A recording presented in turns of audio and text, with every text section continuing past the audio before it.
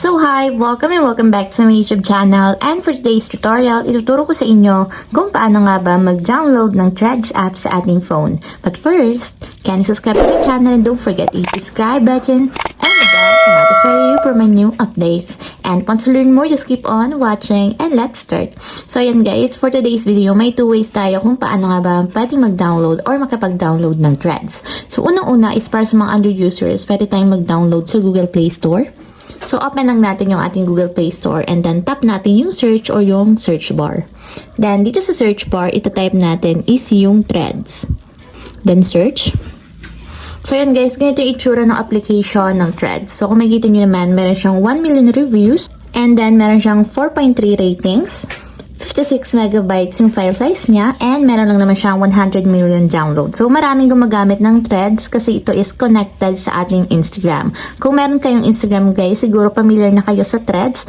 So, dito pwede tayong mag-confess ng mga feelings and emotions natin dito sa Threads.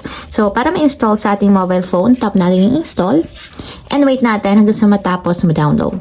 So, yan guys yung ating first step kung paano nga ba mag-download ng Threads. So, pwede din naman dito guys, ito yung second step natin. Open lang natin yung ating Instagram app. And then, punta lang tayo sa pinakang profile ng ating account. And dito guys, may makita kayo dito na at sign or at button na dito sa may upper right corner. So, ito-tap lang natin ito.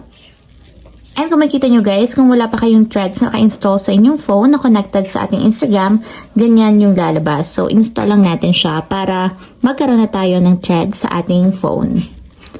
So, wait lang natin guys hanggang sa matapos ma-install. So, ayan guys, after ma-install, itap lang natin yung ating Instagram account para connected pa rin siya sa ating account. So, i-allow lang natin yung notifications. And ayan guys, automatic, nakapag-download na tayo ng ating Threads app. So, connected siya guys sa ating Instagram account. So, kung gusto nyo ibalik sa Instagram account, tap nyo lang yung Instagram app. And ayan, mapupunta tayo sa ating Instagram. And kung gusto nyo namang ibalik sa Threads, tap nyo yung at button. And ayan guys, mapupunta naman tayo sa ating thread. So dito guys, marami kayong pwedeng makita. Pwede kayong mag-post ng mga confessions ninyo, emotions, and then mga pictures din katulad sa Instagram. So ayan lang guys, ganun lang kasimple kung paano nga ba mag-download ng Threads. If you have a question, can you comment down below and don't forget to hit the subscribe button and the bell to notify you for more updates. And thank you for watching!